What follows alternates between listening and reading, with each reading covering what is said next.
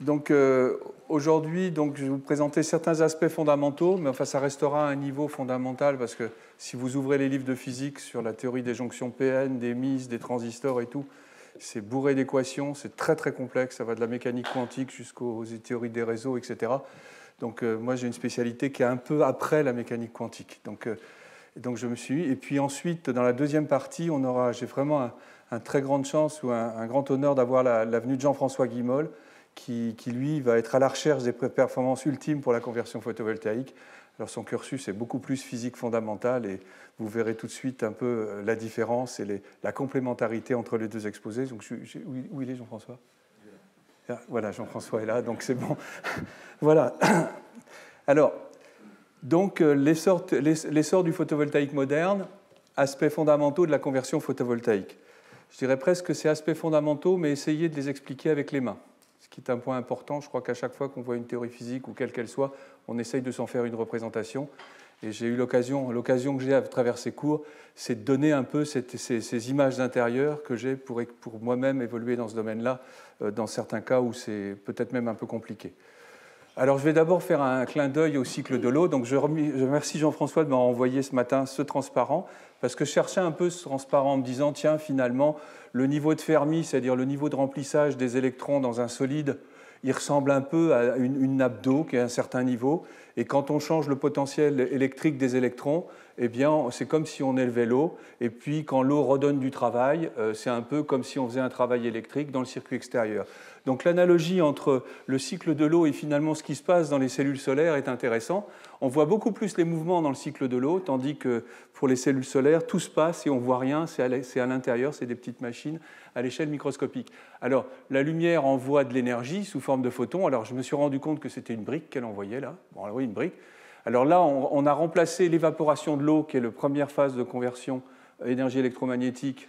On a vu qu'il y avait aussi une partie électronique aussi, et après il y a évaporation, ça monte très haut, ça se condense, c'est transféré, vous voyez, suivez le petit point là-bas, c'est transféré sur des centaines de kilomètres, il y a des fuites de temps en temps avec des orages, mais sinon ça vient bien gentiment se mettre dans le lac majeur ou le lac haut, où ça pourra être utilisé pour redescendre. Alors l'image est très bien parce qu'effectivement, pour que l'eau soit utilisée correctement, il faut que les gouttes arrivent à monter suffisamment haut pour aller au niveau du barrage. Ça, c'est l'équivalent des infrarouges, qui n'ont pas assez d'énergie pour franchir le gap. Ensuite, si l'eau, il y en a trop, elle va en haut de la montagne, ça redescend. Toute l'énergie potentielle qu'elle a pu récupérer est perdue, en frottement, en vitesse, etc. Et ça va redescendre au niveau de la gouttière. Et le seul niveau le plus efficace qui est, c'est le niveau de la gouttière, c'est-à-dire le gap du semi-conducteur quand il y a deux niveaux. Et ensuite, on fait travailler cette eau dans une turbine, on va produire de l'électricité, et donc on retrouve l'équivalent du moteur électrique qui remplace la turbine pour nous. Bien, alors j'en viens aux choses sérieuses, sinon vous allez vous dire que j'ai intitulé ce cours « La renaissance des diagrammes de bande ». Alors on verra pour certains ce que c'est que les diagrammes de bande, et pourquoi on parle de renaissance. C'est parce qu'en fait, il y a une époque, quand j'ai commencé à travailler dans ce domaine, il y a longtemps, le diagramme de bande était très utile, on l'utilisait beaucoup et je l'utilisais beaucoup. Et puis après, j'ai eu l'impression que le diagramme de bande perdait de son utilité dans la science physique de ce domaine.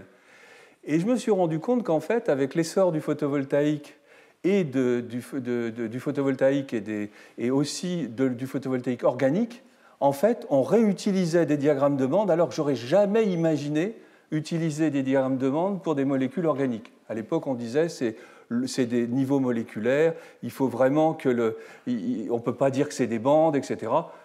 Que nenni, en fait, le modèle des bandes est utilisé très largement et connaît une véritable renaissance dans le domaine aussi de l'optoélectronique organique. Et comme vous le verrez dans beaucoup d'exposés, toutes les structures semi-conductrices aujourd'hui, on revient très fortement au diagramme de bande, c'est vraiment une clé d'interprétation.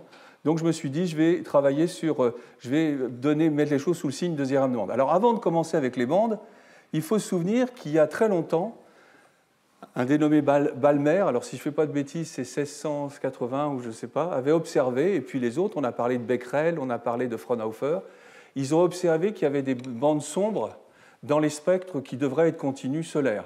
Et ces bandes sombres, en fait, vous voyez, elles se traduisent quand vous voyez une lumière continue. Là, par exemple, c'est l'hydrogène, l'atome d'hydrogène. Vous voyez que ce qui nous émet du Soleil, ça, c'est les bandes sombres qu'a pu voir Fraunhofer et que Edmond Becquerel a d'ailleurs vu aussi.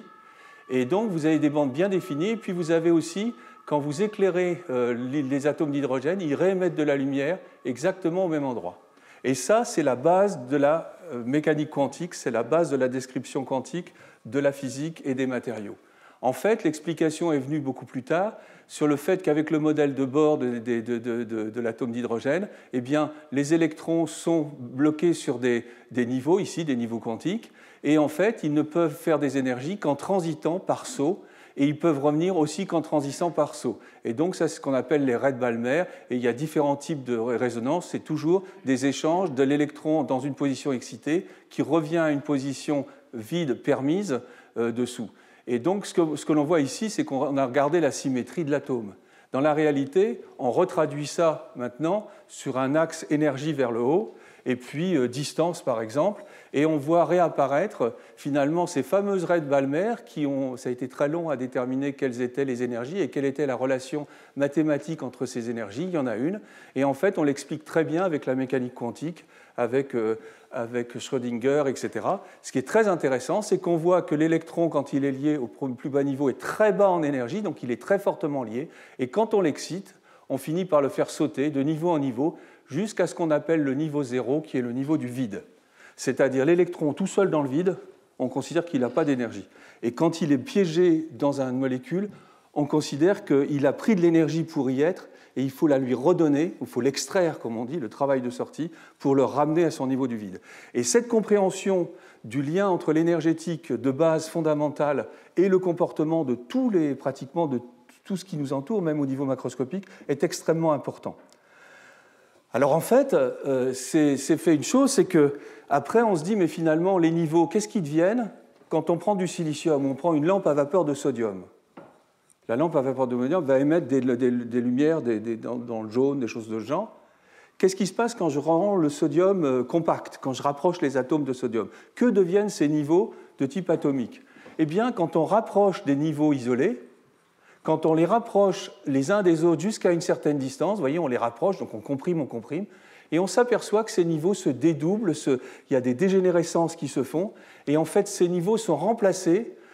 Plus il y a d'atomes dans le solide, plus il y en a, et en fait, ces niveaux sont remplacés par des bandes. Donc il y a une transition entre un niveau discret et un niveau de bande ici, et vous voyez ces bandes, et ce qui est intéressant, c'est que dans les bandes, quand on regarde, elles sont bourrées de petits niveaux d'air. On retrouve ces niveaux dégénérés dans les bandes avec des distances très faibles qui expliquent que les électrons et les trous dans ces niveaux-là redescendent extrêmement vite, extrêmement rapidement. Par contre, entre les deux bandes, vous voyez, il y a une bande ici qui est permise, une autre qui est permise, et entre les deux, il y a une bande interdite où il n'y a plus de niveau.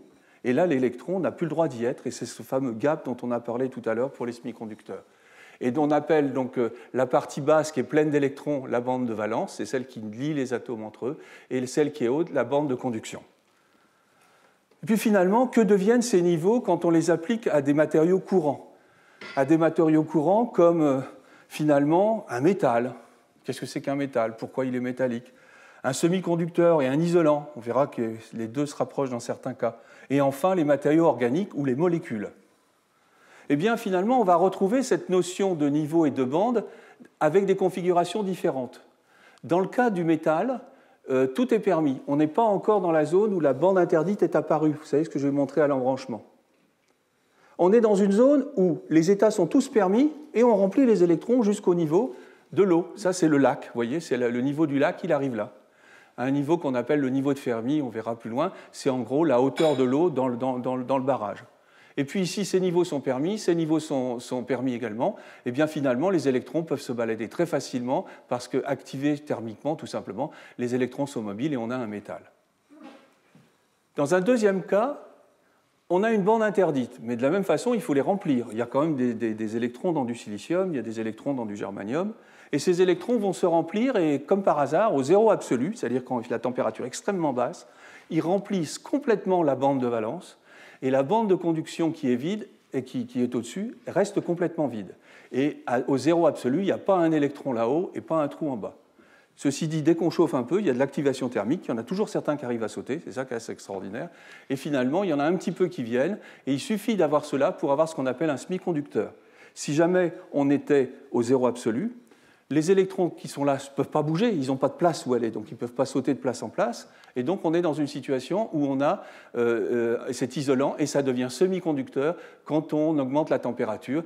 Et donc voilà la configuration qu'on va retrouver dans les semi-conducteurs. Et enfin, dans le cas des molécules organiques, on a le même type de configuration, c'est différent, c'est pas des bandes, c'est moins plein que dans les solides.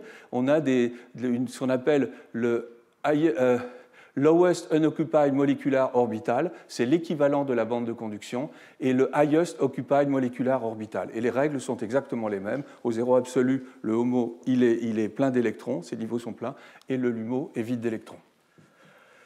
Puis finalement, la mécanique quantique, tout le travail qui a été fait au début du XXe siècle sur les structures de bandes, on s'est rendu compte, il y a Léon Brillouin, il y a les théorèmes de Bloch, il y a tout un tas de physiciens qui ont travaillé là-dessus, qui finalement se sont dit, mais si je prends maintenant un morceau de silicium, au milieu, il y a les cations, les noyaux sont chargés positivement, et ils forment un champ électrique qui va être périodique. Et puis dedans, il y a des électrons qui se baladent. Et ces électrons qui se baladent, c'est aussi des ondes, ils ne prennent pas n'importe quelles énergies non plus, et ça dépend des directions cristallographiques, etc.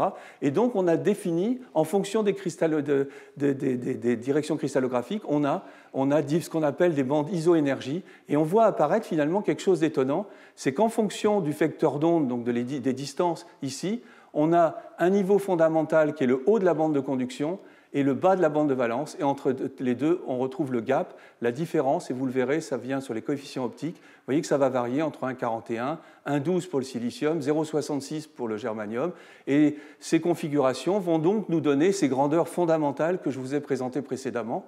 La différence ici est très intéressante, elle va jouer sur les propriétés optiques. Ici, ça absorbe très bien la lumière, et ici, ça absorbe beaucoup moins. Et puis finalement, à partir de tout ça, on va être capable de reprendre tous les éléments qui sont semi-conducteurs et de leur donner des lois et de retravailler sur, justement, où est la bande interdite, à quelle énergie.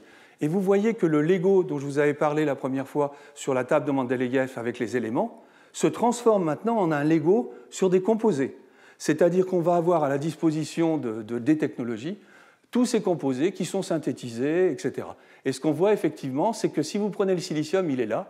Il est situé entre moins 4 électronvolts ou moins 4 volts, enfin 4 volts si on prend en termes de voltage, et moins 5 un peu plus, on retrouve les 1,12. Et regardez le nitrure d'aluminium, le nitrure de gallium, le nitrure d'indium, les phosphures, les arsénures, les antimonures, c'est ce qu'on appelle la colonne 3,5. Et vous voyez qu'il y a des lois. Plus le matériau est léger, plus les éléments sont légers, plus les gaps ont tendance à augmenter. Et plus finalement, de temps en temps, ça joue sur la bande de conduction, de temps en temps sur les bandes de valence.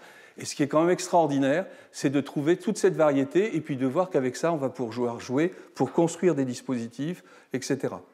Et puis finalement, les matériaux organiques, c'est un peu la même chose. Là, j'ai trouvé une publique qui donne aussi cette description. Alors là, on voit l'équivalent un peu des bandes pour les organiques, c'est les probabilités d'occupation au niveau HOMO, LUMO. C'est très intéressant parce qu'il y a des espèces structuraux qui viennent se mettre en place, mais vous retrouvez cette logique de deux bandes et qui sont placées suivant la même échelle d'énergie par rapport au vide. Donc on est toujours sur cette situation-là.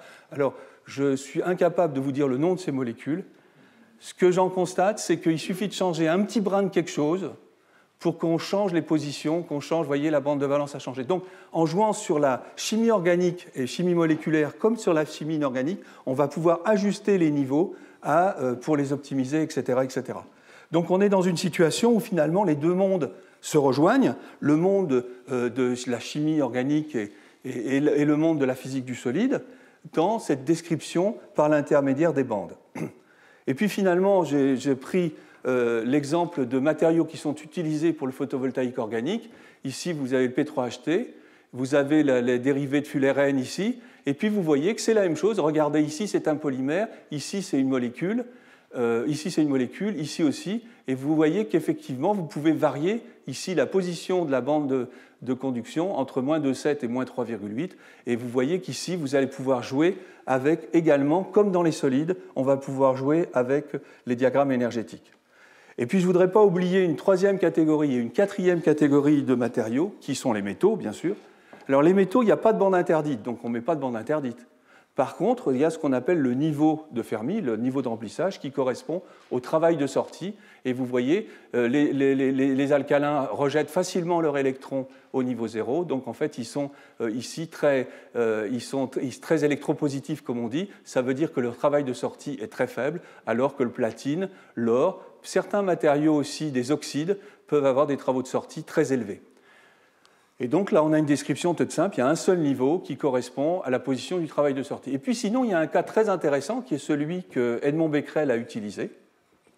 Quand il a découvert l'effet photovoltaïque, lui, il n'a pas fait des diodes avec des métaux. Il n'en avait pas, il a fait des diodes avec des électrolytes. Eh bien, l'électrolyte, c'est pareil. Le niveau de l'électron, il existe un niveau électronique comme le niveau de Fermi dans un électrolyte qui est défini par ce qu'on appelle les couples redox. Et donc, on voit que les couples redox, par exemple, celui qui est le plus important, où tout vient, c'est H plus H2. H plus E- donne H2. Si H c'est une fois molaire et H2 à pression atmosphérique, l'électron prend un potentiel bien défini, qu'on dit 0, qui correspond, en fait, si on le ramène à l'échelle du Ville, à environ à moins 4,5. Et bingo, on a unifié dans un même paramètre qui est la structure énergétique, énormément de matériaux différents. Donc ça va nous permettre de construire une boîte à outils pour construire des objets de l'électronique, de la microélectronique, et puis bien d'autres aussi, bien d'autres choses. Et puis finalement, ce niveau de Fermi dont je vous ai parlé, alors c'est sûr, quand on est au zéro absolu, tout est plat. Ça passe de 0 à 1, c'est-à-dire tout est plein, et puis d'un seul coup, ce qu'on appelle un Heaviside, on passe directement de 0 à 1, c'est très abrupt. Maintenant, il y a la fonction de distribution de Fermi qui est ici, qui explique qu'en fait, tout est affaire de probabilité d'occupation. Là, on revient à de la physique plus classique. La probabilité d'occupation nous dit qu'en fait, au zéro absolu, c'est vrai que l'occupation est égale à 1. Alors, où est-ce qu'il est le 1 ? Il est 1, vous voyez, c'est plein, il y a le niveau du liquide, et c'est 0. Et quand on va augmenter la température, eh bien, on voit que c'est moins plein, mais ceux qui sont partis d'ici sont allés là. Donc, en fait, on voit que avec la température, l'occupation d'un niveau qui est géré par cette statistique va varier. Donc, voilà la situation et qui va gouverner toutes les propriétés. Point important, tout ça, c'est vrai au 0, pour V égale 0, mais dès qu'on applique un potentiel, c'est-à-dire dès qu'on immerge le lac, c'est comme si on prenait un lac et on lui fait monter la montagne. Hein, le lac, son niveau à la base, il n'a pas trop bougé. Hein, les plongeoires, ils restent à 3 mètres et tout. Par contre, ils ont monté de 500 mètres. En fait, il a pris l'énergie correspondant au potentiel sous forme de moins QV. Et puis, on commence maintenant à se dire, mais qu'est-ce qu'on va pouvoir faire ? On va regarder maintenant, justement, les semi-conducteurs et de se dire, finalement, je vais prendre du silicium. Je sais que son gap est à 1,12. Je n'ai pas fait apparaître directement ici, c'est l'affinité électronique. Hein, et puis ici, c'est le travail de sortie. Alors, la flèche va trop haut, elle devrait s'arrêter ici. Donc l'affinité électronique, c'est du niveau de la bande de conduction, ou plutôt du vide, jusqu'au niveau du bas de la bande de conduction. Et le travail de sortie, c'est entre le niveau moyen des électrons jusqu'à 0, donc du niveau de Fermi jusqu'à 0. Et que se passe-t-il ? Quand on a du silicium parfaitement pur, on a ce qu'on appelle un silicium intrinsèque. Et auquel cas, on l'a bien vu, les électrons qui sont en haut, ils viennent du bas. Donc ils ont laissé leur place. Donc on est avec des porteurs de charge mobiles, qui sont les électrons et les trous qui peuvent se balader aussi de l'autre côté. Et donc tout ça, ça donne ce qu'on appelle un semi-conducteur intrinsèque avec une concentration d'électrons extrêmement faible, d'autant plus faible que le gap est petit. Maintenant, il se trouve que si on prend du silicium, on lui rajoute un élément de la colonne qui est juste au-dessus, par exemple du phosphore. Vous passez de la colonne 4 à la colonne 5. Quand vous ajoutez le phosphore, vous substituez un atome de silicium par un atome de phosphore. Et comme c'est un élément de la colonne 5 et que vous le mettez à une place où il y a 4 places, que fait le 5e électron ? Il va se balader. Donc c'est exactement ce qui se passe.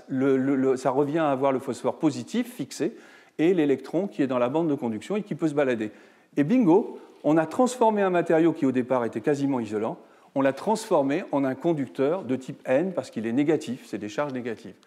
De l'autre côté, si on se dit, tiens, mais je ne vais pas prendre du phosphore, je vais prendre du bore ou de l'aluminium, qui sont dans la colonne d'à côté, c'est la colonne 3. Bien, dans cette colonne 3, on le met 3 à la place de 4, il a envie de prendre un copain. Donc il va récupérer un électron qui se balade et il va le fixer pour avoir le même environnement que le silicium. Et il fait ça en créant des trous dans la bande de conduction. Et on voit donc que le schéma énergétique, c'est des ions ici qui sont fixes, qui ne peuvent pas bouger, et des choses mobiles ici. Et le point intéressant, c'est que se passe-t-il quand on regarde le niveau de Fermi, c'est-à-dire le niveau de remplissage moyen des électrons? Au départ, il est au milieu pratiquement, et au fur et à mesure qu'on charge en électrons ici, pour tenir compte avec la fameuse statistique de Fermi, il doit remonter. Donc le niveau de Fermi remonte près de la bande de conduction. De la même façon, lorsque on met des accepteurs, le niveau de Fermi redescend près de la bande de conduction et on a ce qu'on appelle un type N et un type P. Et vous voyez que l'affinité électronique n'a pas changé, puisque les propriétés chimiques n'ont pas changé. Par contre, du point de vue électrique, c'est complètement différent et c'est à la base de tout ce qu'on verra sur les jonctions PN. Alors maintenant, il y a un autre effet, c'est justement cet effet du dopage. Je vous ai montré un cas de figure avec un dopage qui était assez faible et qui était fait en sorte qu'on passait, vous voyez, on en met 10 puissance 16 par rapport à 10 puissance 22 dans le réseau et on se rapproche de la bande de conduction. Il n'y en a pas beaucoup, c'est bon, ça reste là. Mais en fait, on se rend compte, par exemple, vous prenez l'oxyde d'étain dopé, c'est ITO, c'est l'oxyde d'indium dopé à l'étain. Si vous remplacez de l'indium par de l'étain, vous remplacez un élément de la colonne 3 par un élément de la colonne 4, vous pouvez en mettre 10%, et à ce moment-là, vous mettez une quantité d'électrons incroyable. C'est le fameux ITO, indium tin oxide, c'est les oxydes transparents conducteurs. Et dans ce cas-là, que se passe-t-il? Le niveau de Fermi franchit, pour tenir compte de ça, il va franchir carrément le niveau de la bande de conduction, il va rentrer dans la bande interdite, et regardez cette configuration, c'est comme un métal. On a transformé un véritable isolant, parce que c'est des matériaux qui sont très transparents, en les dopant, on les transforme en des matériaux conducteurs, et on trouvera de nombreuses applications de ces matériaux conducteurs. Alors il y en a de type N, comme l'ITO, l'oxyde d'étain dopé au fluor, on l'appelle le FTO, il y a l'oxyde de zinc dopé à aluminium, et puis il y en a type P aussi, comme le NiO et l'oxyde de molybdène. Le type P, il est basé, c'est en bas qu'ici se fait toute la... c'est ici que va se jouer la dégénérescence. Alors maintenant, on arrive au contact entre les deux phases. Donc que se passe-t-il maintenant si on met ces deux phases l'une contre l'autre? Au départ, si elles sont isolées, elles sont toutes les deux équilibres, les électrons ne peuvent pas s'échanger, ils ne vont pas sauter. Donc en fait, on a la phase qu'on décrit comme ça, avec tout simplement le niveau du vide et son fameux niveau de Fermi, qui est le remplissage de l'électron. Dans l'autre phase, on va toujours avoir le même niveau du vide, il n'a pas raison d'avoir changé, mais par contre, on a un travail de sortie différent. Donc voilà, avant contact, la situation, elle est libre. Et qu'est-ce qui se passe maintenant quand on les rapproche et qu'on les amène en contact? Eh bien, quand on les amène en contact, avant qu'il se passe quoi que ce soit, on leur permet de communiquer entre eux. Et c'est ça qui va définir la relation d'équilibre entre les deux solides, c'est que les électrons peuvent s'échanger d'un côté à l'autre. Que se passe-t-il? Vous avez ici, c'est comme si vous aviez un lac majeur et un lac mineur, enfin, pas en hauteur en tout cas. Donc, résultat, vous les mettez en contact, il va se passer des choses. Et en fait, ce qui va se passer, c'est que les deux niveaux vont s'équilibrer et ils vont revenir au même niveau. Et qu'est-ce qui va se passer? C'est qu'on peut très bien considérer ce niveau comme ne pas changeant. On peut imaginer que c'est un gros lac, etc. C'est surtout ce niveau qu'on va bouger. On va le faire bouger ici, donc c'est en relatif. On voit que pour équilibrer ce lac, il faut descendre le niveau ici à ce niveau-là. On se dit, mais comment il va faire? Il faut rajouter deux choses. Il faut rajouter qu'à l'interface, il va se passer des choses avec une charge électrique. Et quand on fait apparaître des charges électriques, on fait apparaître des champs aussi. Et c'est ce qu'on va voir pour le cas des semi-conducteurs, de deux semi-conducteurs en contact. Alors maintenant, on met un type N et un type P.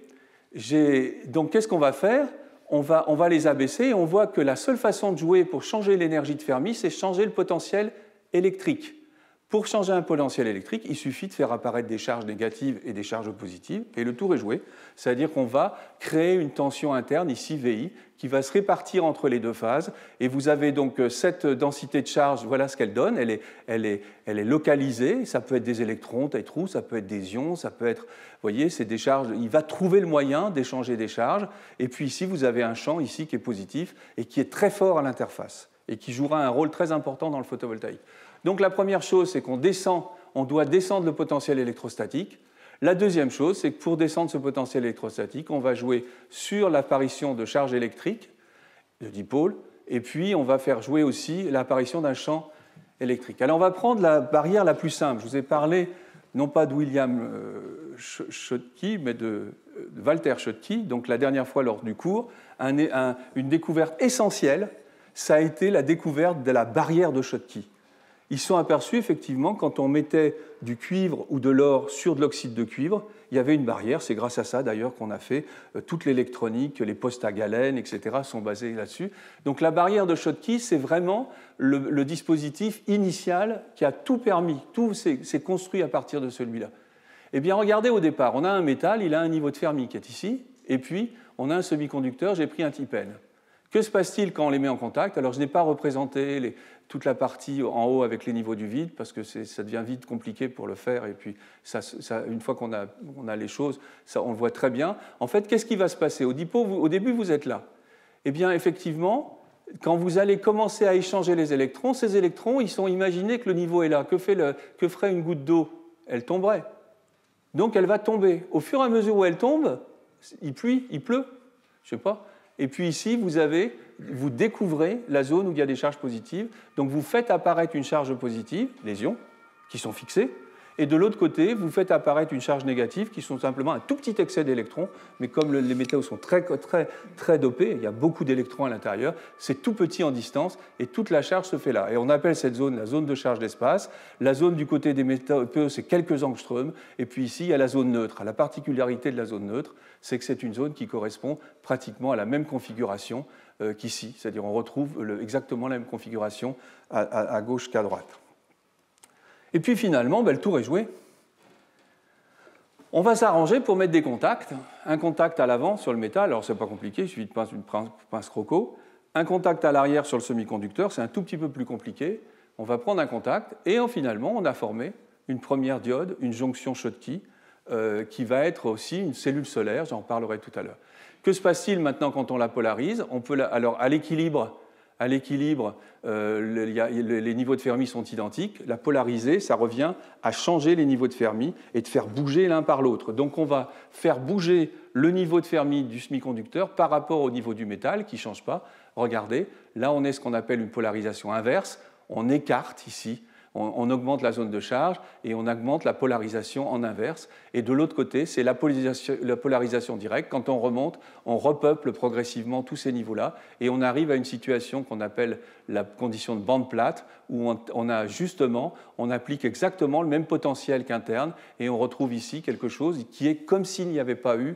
On a appliqué exactement le potentiel qu'il fallait pour revenir à la configuration avant contact. Et puis finalement, il faut que je fasse très attention au temps. Toutes ces choses-là, pourquoi ça fait une diode? Pourquoi est-ce que ça donne un comportement de diode? Ça donne un comportement de diode parce que finalement, les électrons qui sont là, il y en a une partie, vous voyez, quand on est à l'équilibre à zéro, le courant est nul. Donc si le courant est nul, ça veut dire que les électrons qui viennent là et qui sautent au-dessus de la barrière par effet thermoionique, c'est en rouge, ils sont absolument équilibrés par ceux qui arrivent à monter au-dessus de la montagne là, et à sauter. Donc on a les deux courants qui sont complètement équilibrés. Que se passe-t-il maintenant si on polarise en avant? Celui-là qui est lié à cette hauteur ici, il ne peut pas sauter plus. Donc le courant qui vient du métal vers le semi-conducteur, il ne va pas bouger. Par contre, l'autre, il y a beaucoup plus d'électrons qui sont prêts à tomber. C'est comme si le flux de la rivière pouvait être beaucoup plus important. Donc vous avez à ce moment-là la composante d'injection des électrons par-dessus la barrière est beaucoup plus importante. Vous voyez que vous avez déséquilibré les deux courants. Et puis la chose intéressante, c'est que si on polarise en inverse cette fois-ci, c'est-à-dire on va vers les potentiels négatifs du point de vue au niveau de la diode, eh bien on voit que cette composante reste la même, tandis que la composante directe chute, donc on annule pratiquement la diode. Et ça, c'est typique d'une diode. Et on retrouve bien ça lorsqu'on regarde les caractéristiques IV. Quand on prend les caractéristiques roue-tension, alors j'étais un peu maladroit, j'ai du mal avec... c'est quelque chose, faire les courbes à la main, c'est plus rapide. Hein. Mais de le faire, à chaque fois, il y a des zibouibouis, là, vous voyez, ici. Mais bon, ça, ce n'est pas des effets quantiques. Hein. Donc là, voilà. Ça, c'est la composante qui correspond à la flèche verte que j'ai montrée, ou bleue. Et ça, c'est la composante qui correspond au I0. Vous voyez, il est positif, celui-là est négatif. Et en fait, on rajoute les deux. Donc évidemment, il y a un endroit où ça va se croiser, et ça sera finalement le potentiel d'équilibre de la diode. Et c'est comme ça qu'on définit le potentiel zéro de la diode. Et vous voyez, j'ai fait un zoom sur cette partie-là. Ça, c'est facile avec là. Et puis, on passe l'axe des Y des X est ici, et on équilibre les deux. Alors c'est intéressant, donc on voit que finalement cette branche-là ne bouge pas beaucoup, parce qu'elle est gérée uniquement par l'éjection des électrons, mais finalement, avec le métal, si on change le niveau de Fermi ou le travail de sortie du métal, finalement, on va se balader le long, on va pouvoir balader le V0 entre là, et j'ai représenté un peu les positions des bandes du semi-conducteur, et on peut jouer ici. Ce qui se passe ici, ça fait plus on va loin, plus on aura des diodes, y compris de meilleure qualité, parce que la tension de circuit ouvert des diodes sera importante. Par contre, c'est intéressant, c'est de regarder quand on rapproche le niveau de Fermi, justement de la bande de conduction, eh bien on augmente le I0. Regardez ce qui se passe quand vous augmentez le I0. Vous transformez votre contact redresseur en un contact ohmique. Et c'est la clé de voûte des contacts ohmiques. C'est comme ça qu'on fait un contact. On s'arrange pour prendre des métaux qui sont près de la bande de conduction ou de la bande de valence, et les injections se font par ce type de mécanisme. Il y en a d'autres aussi qui sont l'effet tunnel, des choses de genre, mais c'est le principe de base du contact ohmique. Et puis finalement, les différents régimes de polarisation. Alors vous voyez, c'est un festival de diagrammes de bande. Hein. Si vous aimez tracer des diagrammes de bande, en haut, en bas, enfin, là vous en avez. Qu'est-ce qui se passe quand mon niveau de Fermi, au lieu d'être, quand je vais équilibrer, il est au-dessus de la... Imaginez que j'ai un métal ici, que je veux l'équilibrer avec un métal qui est là. Je suis obligé de monter le niveau de Fermi ici. Que se passe-t-il? Ce que nous dit la statistique, c'est qu'en fait, tant que les niveaux sont au-dessus du niveau de Fermi, a priori, ils sont vides, mais dès qu'ils sont au-dessous, ils sont pleins. Ils sont pleins de quoi? D'électrons. Et là, on a ce qu'on appelle un régime d'accumulation, c'est-à-dire que les électrons viennent s'accumuler, et même... Ah, oh, excusez-moi. Non, c'est ça, régime d'accumulation. Donc ici, on avait un semi-conducteur de type N, excusez-moi, je ne vous l'ai pas dit, c'est un semi-conducteur de type N, voilà la situation. On lui impose d'aller au-dessus, on impose du niveau de Fermi d'aller au-dessus, on fait arriver des électrons ici, c'est ce qu'on appelle le régime d'accumulation. Le régime que je vous ai présenté précédemment avec la diode Schottky, c'est le régime de désertion ou de déplétion, il est ici, il est très simple. Vous avez la charge positive, c'est des donneurs ionisés. Et puis vous avez un autre régime, quand le niveau de Fermi croise en bas ici, cette fois-ci, les états qui sont au-dessus du niveau de Fermi doivent être vides, donc ça fait naître des trous, et on appelle ça, finalement, c'est le régime d'inversion. Et ça, c'est des régimes. Donc vous voyez qu'il y a pas mal de régimes de polarisation. On travaille essentiellement dans ces régimes-là, dans les applications classiques. Puis finalement, quand même, on parle de photovoltaïque. Hein. Que se passe-t-il quand on éclaire cette jonction Schottky? Quand on éclaire la jonction Schottky, eh bien effectivement, on va induire des transitions ici. On va faire sauter l'électron du niveau bas au niveau haut. Il tombe dans la gouttière quelque part. Et donc, en fait, une fois qu'il est là-haut, la chose intéressante, c'est qu'il y a un très grand champ électrique. Que se passe-t-il? Le champ électrique, finalement, il va séparer les paires électrons-trous. Le trou est positif, l'électron, et bingo. C'est la raison pour laquelle, fondamentalement, on arrive à récupérer le courant, parce que si on était dans un matériau ordinaire, il n'y aurait pas de champ électrique, donc ils resteraient les uns en face des autres ou à côté des autres, et ils se recombineraient, c'est une charge positive et négative, donc ils iraient plus vite. Là, on les sépare, et on voit très bien que si on est capable de les faire aller jusqu'au bout ici et jusqu'au bout ici, on va pouvoir avoir un courant. Et que se passe-t-il quand on regarde maintenant ce courant? Tout simplement, en première approximation, on peut dire que c'est l'équivalent d'une sorte de I0. Vous voyez, c'est un courant. Le photocourant vient se rajouter en sens négatif, donc ça, c'est la caractéristique à l'obscurité que je vous ai présentée. Le photocourant, si on l'isole, il va commencer au potentiel de bande plate, parce qu'ici, il n'y a plus de champ qui dissocie. Comme il n'y a plus de champ, il n'y a pas de courant, donc on est ici à 0. Et bim, ça va monter, ça dépend beaucoup des propriétés du matériau, et on va monter a priori avec un plateau qui ressemble au I0. Et vous voyez, la courbe de la cellule solaire est en verte. Donc on a transformé notre barrière en une photopile solaire, en une cellule solaire. Et cette cellule solaire, pourquoi elle est cellule solaire? Parce que le produit de la tension par le courant est négatif. C'est ce qu'on appelle la zone moteur dans un système. Et donc, en fait, on voit qu'on va pouvoir récupérer ici la puissance maximale en se calant avec une résistance. Donc, voilà la base, et voilà comment on peut transformer à la base une diode Schottky, des semi-conducteurs, en première cellule solaire. Et c'était les cellules solaires qu'a découvert Edmond Becquerel au début. C'était avec un électrolyte, mais c'était la même chose.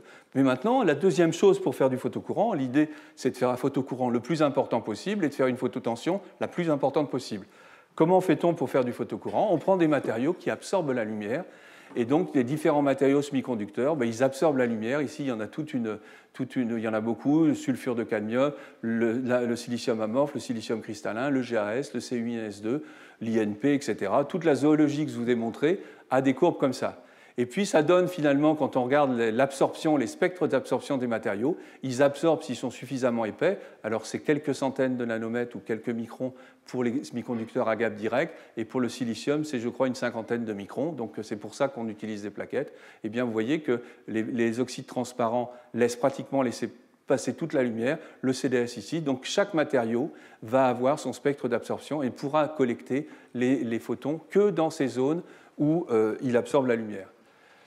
Puis finalement, quand on regarde ça, on va mélanger la courbe d'absorption de la lumière avec finalement la géométrie du dispositif. Donc là, j'ai représenté ces zéros, c'est l'entrée de la cellule solaire, ici vers la profondeur. Et on représente une zone de charge d'espace, et il y a un paramètre très important qui intervient derrière, c'est le fait qu'il existe ce qu'on appelle une longueur de diffusion, c'est-à-dire en fait pour les paires électrons-trous qui sont générées ici, il n'y a pas de problème, elles sont tout de suite prises avec le champ électrique. Par contre ici, il n'y a pas de champ électrique, vous voyez, E égale 0. Donc ça veut dire qu'ici, finalement, elles ont tendance à se recombiner. Sauf que si le matériau est de bonne qualité, la paire électron-trou a une certaine durée de vie, le temps de la durée de vie du matériau, et cette durée de vie permet aux électrons ou aux trous qui sont minoritaires, finalement, de diffuser jusqu'à une certaine longueur qu'on appelle la longueur de diffusion. Tout simplement, c'est la relation d'Einstein, c'est la racine du coefficient de diffusion multiplié par la durée de vie. Et finalement, on arrive à faire des équations très simples. On appelle ce modèle le modèle de Gartner. C'est le modèle très simple dans lequel on voit que les paramètres qui vont jouer sur le photocourant monochromatique, c'est le coefficient d'absorption, l'épaisseur de la zone de charge d'espace, et puis la longueur de diffusion. Et enfin, c'est important, le coefficient de réflexion. Le coefficient de réflexion, c'est important parce que vous prenez du silicium, il y a presque 40% de la lumière qui est réfléchie, donc celle-là, elle est perdue. C'est pour ça qu'on en fait, après, on en parlera, mais des textures, etc., qu'on essaye de minimiser, on essaye d'avoir R égale 0 ici. Et puis finalement, la réponse spectrale, qu'est-ce que c'est? C'est le rendement quantique en fonction de la longueur d'onde, c'est le rendement quantique en fonction de la longueur d'onde pour des rayonnements monochromatiques. Et vous voyez que plus la qualité du matériau augmente, plus finalement on va aller collecter pratiquement tous les photons vont transformer en électrons jusqu'à la bande interdite. Et puis si vous avez des matériaux de très mauvaise qualité, ça va être rouge. Et nous au labo, souvent on en a des comme ça. Hein. Donc il y a du chemin à faire. Et aujourd'hui, les meilleures cellules, elles sont pratiquement à 1 comme ça. Puis finalement, on va arriver à cette deuxième grandeur qui est qu'est-ce que c'est que le photocourant global. Cette fois-ci, il faut faire travailler le système sous un rayonnement polychromatique. Donc je reprends ici la distribution de la lumière et d'énergie lumineuse dans les spectres solaires, environ 1000 watts par mètre carré. Et regardez ce que ça donne quand on fait l'intégration en fonction du gap du matériau. Vous vous rendez compte qu'on pourrait faire 70 mA par centimètre carré si on collectait tous les photons, mais le gap serait 0. Et puis au fur et à mesure qu'on augmente le gap, on diminue la quantité de photons puisqu'il y en a qui partent, et on va passer à 50 mA, 40 mA, 30 mA. Et puis pour des grands gaps qui sont du genre CDS, tout ça, on voit qu'on est à 2-3 mA. Donc vous voyez qu'il y a un compromis. Plus on va augmenter la tension, plus on va diminuer le courant. Et ce qui est intéressant, le silicium est autour de 40, je crois. Vous voyez, 1, ça doit être dans ces eaux-là. Voilà. Et puis finalement, je me suis amusé à faire le rendement maximum avec les mains. Qu'est-ce que ça veut dire? Je sais comment je peux mesurer le courant a priori. La tension, quelque part, on peut dire que c'est en gros le gap divisé par la charge électrique et puis un facteur qui est de 0,7. Je crois que Jean-François en reparlera. Et puis si on multiplie les deux, vous voyez, on retrouve pas loin de la courbe de Shockley-Queisser dont je vous ai parlé, avec ce fameux rendement qui remonte. Et là, je ne suis pas allé chercher de théorie compliquée, j'ai simplement pris la tension qui est liée au gap et le courant qui est lié à l'absorption. Et puis finalement, pour terminer l'exemple sur cette cellule solaire, dans une cellule solaire, voilà, on est content, on a fait ça.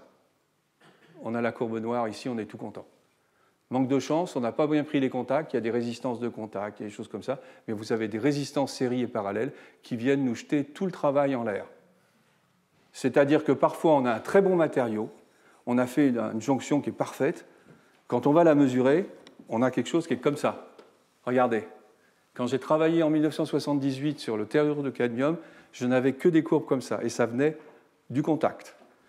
Et en fait, vous avez une résistance série, et vous voyez que cette fois-ci, le rendement baisse énormément. Donc il faut corriger. Et l'autre grand problème, c'est la résistance shunt, c'est-à-dire des courts-circuits qui se font, qui se traduisent ici par des résistances parallèles, et la courbe se déplace comme ça, regardez. on perd aussi en rendement. Donc en fait, c'est pour vous montrer qu'il n'y a pas que dans la technologie, il n'y a pas que l'aspect de la jonction intérieure, etc. Tous ces aspects contact-interface est très important.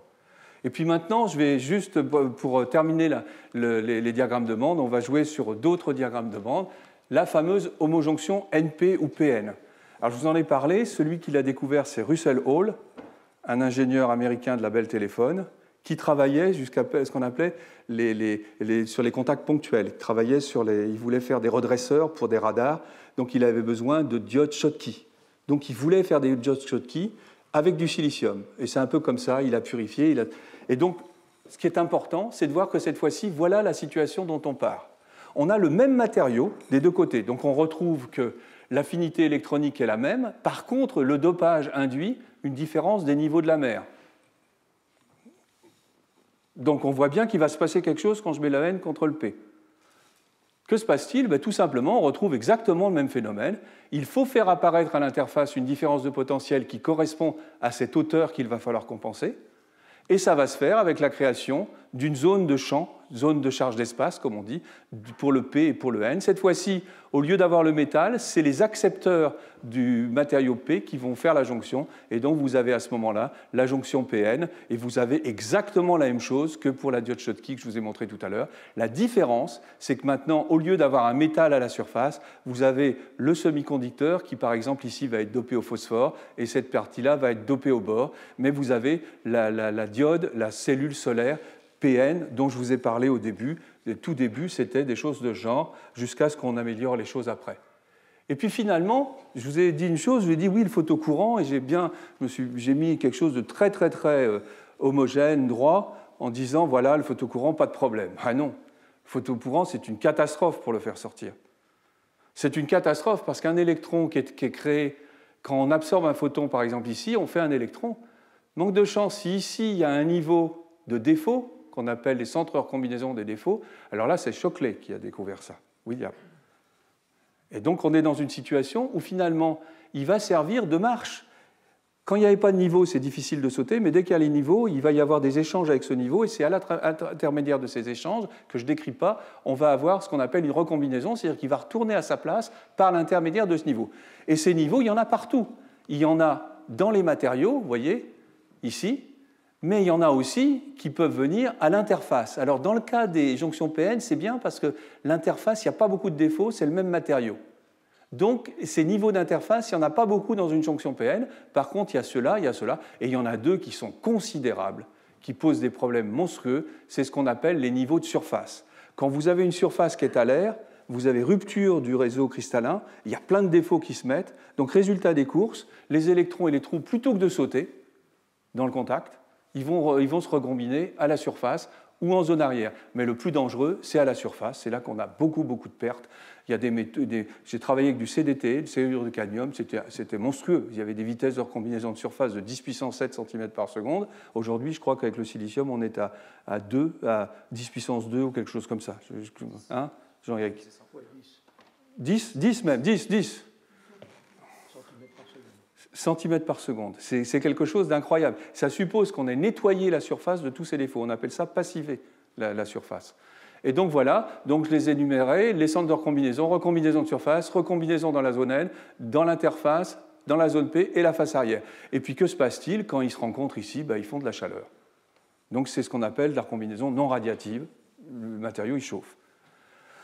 Voilà la situation. Et quelle est la force de pourquoi tout ça se passe? C'est qu'on crée un déséquilibre dans le matériau qui fait qu'à tout niveau, le produit des électrons par les trous est hors équilibre, est au-dessus du NI carré, qui est la condition d'équilibre. Donc, ils vont avoir tendance à s'abaisser pour revenir à la condition NI carré. Donc, on va avoir tendance à trouver des moyens de les abaisser. Maintenant, on va prendre l'hétérojonction. Alors là, ça a été un saut énorme, l'hétérojonction. Par certains côtés, ça ressemble à la Schottky. D'autre côté, à l'homojonction, mais ça a été un saut. Pourquoi? On va reprendre exactement les deux matériaux. Celui qui nous intéresse, c'est le silicium, le GAS, le CDT, tout ce qu'on veut ici, ou les perovskites aujourd'hui, c'est pareil, ou un matériau organique. Et on va lui mettre dessus quelque chose qui est de type opposé, donc on vient quelque chose NP, mais la différence, c'est que là, par exemple, la bande de conduction est identique. On a la même affinité électronique pour les deux. et on va lui mettre un gap beaucoup plus grand à l'avant. Vous voyez, on a dissocié la partie basse. Que se passe-t-il au niveau du diagramme énergétique? Eh bien, le VI reste le même, puisque le VI il est contrôlé par cette hauteur. Donc, on va faire apparaître exactement la même configuration en termes de chute de potentiel. Par contre, la différence, c'est que ces niveaux ici, la bande de conduction, se raccordent facilement en continuité. Par contre, ici, celui-là, il reste là, celui-là, il reste là, et entre les deux ici, toute cette différence fait qu'ici, il y a une barrière énorme. Et pour qui il y a une barrière? Pour les trous. Parce que le trou, pour aller là, il faut qu'il saute. Donc, s'il veut se recombiner avec des électrons, il faudra que ceux qui sautent haut, il y a que ceux. Donc, il y a très peu de trous présents. Donc, on a fait en sorte qu'il n'y ait plus, on a rendu sélectif les deux contacts, on a juste les électrons ici, ici, il y a très peu de trous, eux, ils sont bloqués. Par contre, il y a toujours un interface qui peut être plus dangereux parce que ce n'est pas le même matériau. Donc, finalement, quand on passe à l'hétérojonction, on voit que, finalement, on a soigné ce qui se passait là. Pas complètement ça, mais je dirais même la recombinaison de surface a moins d'importance parce qu'il n'y a pas de produit à abaisser. Il y a des électrons en excès, mais il n'y a pas de trou pour réagir. Donc, résultat, on est dans une situation où ici, on a quand même une recombinaison qui peut être faible. Et ça a été le breakthrough, comme on dit, des hétérojonctions. CDS sur CDT, silicium amorphe sur silicium, etc. Les hétérojonctions, c'est devenu pourquoi? Pour cette raison, c'est que déjà, on a pu... Et l'autre chose qui est intéressante, c'est que la lumière, quand on est dans une hémojonction, elle est absorbée ici devant, dans la zone N. Et elle est absorbée, donc elle peut aussi être perdue au niveau des photons. Alors que là, toute la lumière arrive sur la jonction arrière et est prise par le matériau absorbeur. Et donc, on a finalement quelque chose qui est très bénéfique. Alors, par contre, donc ça ne va pas changer. Il faut que le matériau, il y a toujours des défauts dans le volume, et puis la recombinaison en arrière, etc. Par contre, ici, problème, l'interface. Quand vous mettez deux matériaux l'un sur l'autre et qui sont différents, je peux vous assurer que c'est un peu le charivari. Donc, au niveau de l'électronique, il y a plein de défauts qui se créent, il y a des liaisons pendantes, il y a des désaccords, des dislocations, tout ce qu'on veut. Et tout ça, c'est des puits à vitesse de recombinaison à l'interface. Et ça, c'était ce qui limitait pendant longtemps les hétérojonctions. Eh bien, en fait, aujourd'hui, on arrive à faire des hétérojonctions qui sont pratiquement ou avec très peu de défauts d'interface, en jouant sur de la passivation de l'interface, par exemple silicium amorphe sur silicium, ou tout simplement en faisant de l'épitaxie. Tout ce que je vous ai montré l'autre jour sur les 3,5, qui sont les matériaux GAS, GALAS, etc., sont des matériaux qui sont en accord d'épitaxie. Et de ce fait, quand on fait pousser le matériau en épitaxie, ça veut dire qu'il n'y a pas de défaut. Ils ont la même largeur de rail. Vous voyez, quand on veut passer de France à Espagne, il y a un problème. Un train, en France, il a il y a ça de largeur, et puis il va aller... c'est catastrophique. Il va arriver, il n'y a aucun train qui pourra franchir la frontière. Par contre, si vous ajustez les deux au même, là, ils passent bien. Et puis sinon, vous avez des façons, c'est d'y aller progressivement pour changer l'écartement, etc. Et c'est toute la stratégie qui est utilisée pour les interfaces dans les cellules solaires. Et donc, point intéressant, donc je l'ai noté, PS tend vers 0. Donc PS tend vers 0, c'est très bon. Donc on voit une chose intéressante, c'est que finalement, grâce à la passivation des interfaces ASI sur SI ou l'épitaxie, on arrive à un peu éliminer ça. Et puis aujourd'hui, on travaille beaucoup sur la passivation arrière, aussi avec des couches d'oxyde, des couches amorphes. Et là, c'est la clé des avancées récentes. Et puis, j'ai presque mon avant-dernier transparent, je crois. Voilà maintenant les diagrammes de bande du commerce, ceux qu'on trouve dans toutes les publications ou dans beaucoup de publications. Il y en a une ce matin sur les tandems avec Fraunhofer. Alors, il y a des tunnels. Bon, je ne l'ai pas mise, je n'ai pas eu le temps de... Mais c'est impressionnant. Et là, voilà une cellule CIGS de course. Celles qui vont donner autour de 20% de rendement. Eh bien, vous avez l'absorbeur, vous voyez. Regardez comment est fait la couche tampon à l'intérieur. Non seulement elle a ici cette barrière à trous, mais elle a une petite barrière à électrons. C'est-à-dire qu'il faut ajuster. Il ne faut pas que les électrons puissent tomber d'un seul coup. Si on les mettait comme ça, l'électron passerait. Alors que là, la recombinaison, alors pour moi, ça reste toujours un petit peu mystérieux. Ça heurte un peu voilà. Mais néanmoins, cette petite hauteur de barrière est favorable. Et vous avez d'autres cas de figure où avec d'autres matériaux, ça va être vers le bas, on appellera cliff, ça va être un colline, ou comment on appelle la spike et cliff en anglais, hein. Spike et cliff, ça c'est spike, et l'autre c'est cliff, et on voit qu'on va travailler avec ces configurations, et regardez quand vous mettez du ZNO, alors là, C'est une fenêtre transparente, tous les photons passent. Et regardez ici le diagramme de bande, il est comme un métal. Le niveau de Fermi, il est pratiquement au niveau de la bande de conduction, donc c'est une couche d'oxyde transparent. Et voilà les réponses spectrales. Quand on met un peu de gallium, on va dans le rouge. Et ce qui est intéressant ici, il y a des pertes. Vous voyez que la réponse spectrale n'est pas de 1, tout simplement parce que le sulfure de cadmium ici, il absorbe des photons UV et les plus énergétiques, et puis finalement, ils sont perdus. Ils sont perdus pour la science et pour les cellules solaires. Donc on essaye aujourd'hui, on remplace même le sulfure de cadmium par du sulfure de zinc. En plus, au point de vue toxicité, c'est mieux. Donc on est vraiment, on a ici, on essaye de gagner, et l'idéal, c'est d'avoir un truc qui soit vraiment droit à zéro. Voilà. Et puis enfin, je vais quand même boucler avec les cellules organiques. C'est le dernier transparent, je reboucle la boucle. Et en fait, l'idée, c'est regarder comment on... Voilà, par contre, des applications photovoltaïques. Ouh là là, il y a plein de fautes. Applications photovoltaïques, organisme... Bon, oui, le photovoltaïque organique. Bon. En fait, voilà trois matériaux. Si on les met l'un ensemble, ça fait une cellule solaire. Vous avez un absorbeur au milieu. Cet absorbeur récupère les paires électrons-trous. Et puis, ici, il transfère l'électron, va transférer au LUMO de celui-là, qu'on appelle un Electron Transporting Layer. On ne dit plus type P, type N, on dit ETL. Et puis de l'autre côté, les trous qui sont là, ils vont sauter parce qu'eux, ils peuvent monter. Les trous, c'est comme des bulles. Elles ont tendance naturellement à remonter. Et les électrons, c'est comme des billes de plomb ou des gouttes d'eau, elles ont tendance à descendre. Donc les électrons vont descendre, les trous vont monter, et puis vous récupérez avec une tension qui va correspondre à la tension entre le LUMO d'ici et celui-ci. Et donc, vous voyez que vous avez construit avec des ballons de football, voilà, vous avez construit une cellule solaire, et on l'a décrite un petit peu comme on décrit les jonctions PN. Néanmoins, les mécanismes à l'intérieur sont très différents. Ça se passe avec des excitons, des choses de genre. Ce n'est pas la même physique derrière, mais néanmoins, ce qui est intéressant, c'est que ces fameux diagrammes de bande, on arrive à les avoir... Voilà, ils sont presque universels aujourd'hui et très intéressants. Je vous remercie pour votre attention.